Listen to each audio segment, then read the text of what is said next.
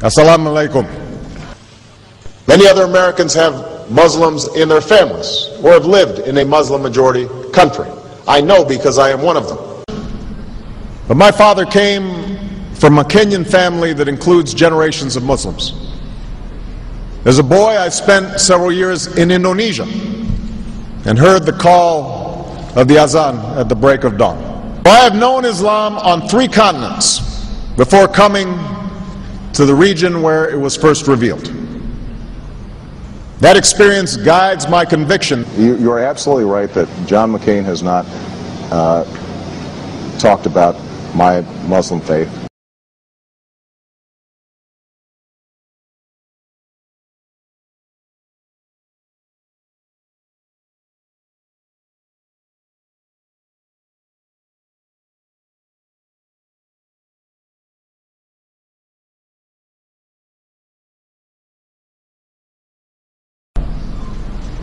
As the Holy Quran tells us, the Holy Quran teaches that, the Holy Quran tells us, and the Holy Quran also says,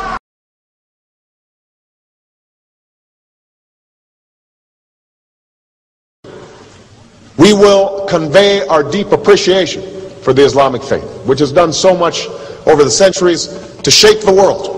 I would like to speak directly to the people and leaders of the Islamic Republic of Iran. Their great and celebrated culture. Over many centuries, your art, your music, literature, and innovation have made the world a better and more beautiful place. We know that you are a great civilization, and your accomplishments have earned the respect of the United States and the world. I also know civilization's debt to Islam. It was Islam at places like Uluzar that carried the light of learning through so many centuries, paving the way for Europe's Renaissance and Enlightenment. It was innovation in Muslim communities that developed the order of algebra, our magnetic compass and tools of navigation, our mastery of pens and printing, our understanding of how disease spreads and how it can be healed. Islamic culture has given us majestic arches and soaring spires, timeless poetry and cherished music, elegant calligraphy, and places of peaceful contemplation. They have fought in our wars, they have served in our government, they have stood for civil rights, they have started businesses, they have taught at our universities, they've excelled in our sports arenas, they've won Nobel Prizes, built our tallest building, and lit the Olympic torch. And when the first Muslim American was recently elected to Congress, he took the oath to defend our Constitution using the same Holy Quran. In ancient times and in our times, Muslim communities have been at the forefront of innovation and education.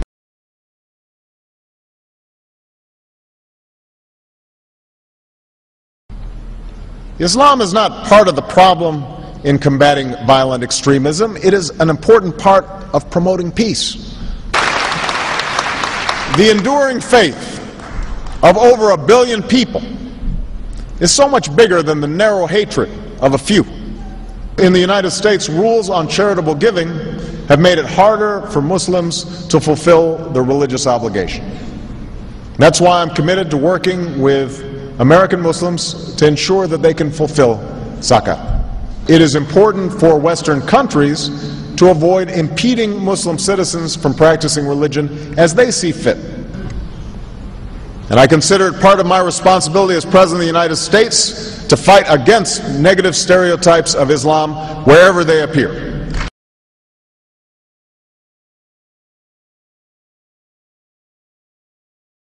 We are no longer a Christian nation.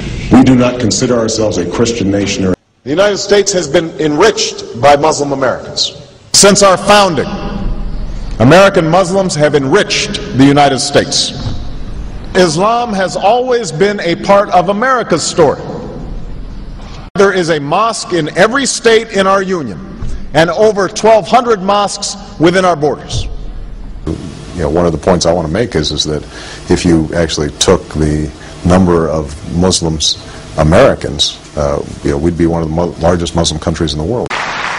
Let there be no doubt, Islam is a part of America.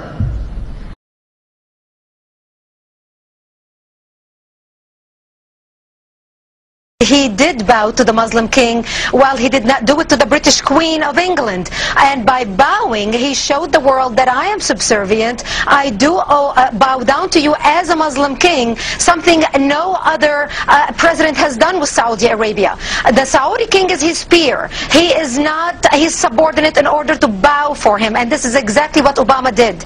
Usually it is out of respect that someone would nod his head when bowing to royalty, and the ladies will give curtsy. But Obama went beyond what is required as a head of state and bowed to the Saudi king, and that's unacceptable. It sent the wrong symbol.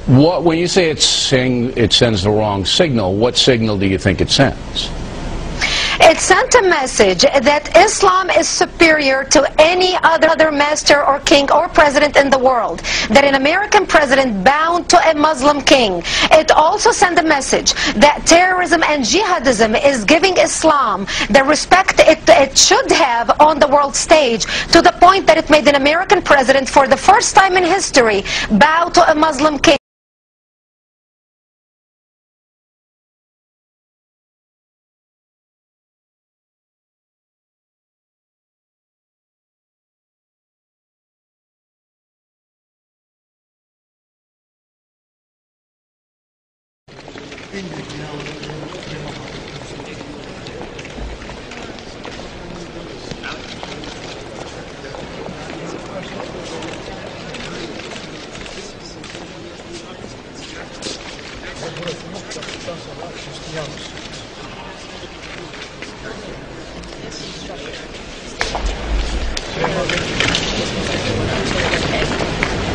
And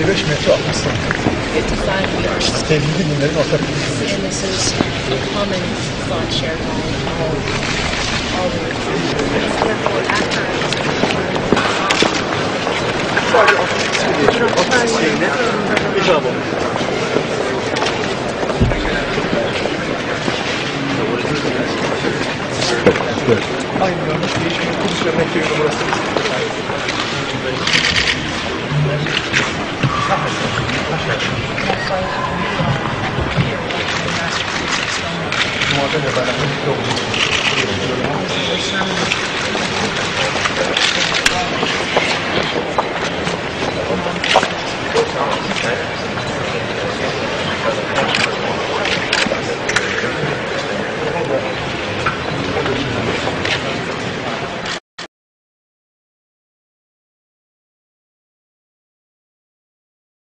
Presidential candidate Barack Obama is trying to change political fashion. He gave a speech in Iowa City today, and he wasn't wearing an American flag pin. Those pins have become synonymous with politicians since 9/11. Obama says he doesn't like how the pin has come to represent patriotism in America.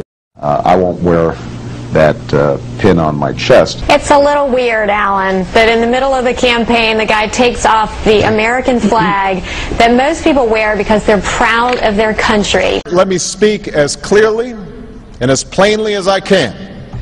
America is not and never will be at war with Islam.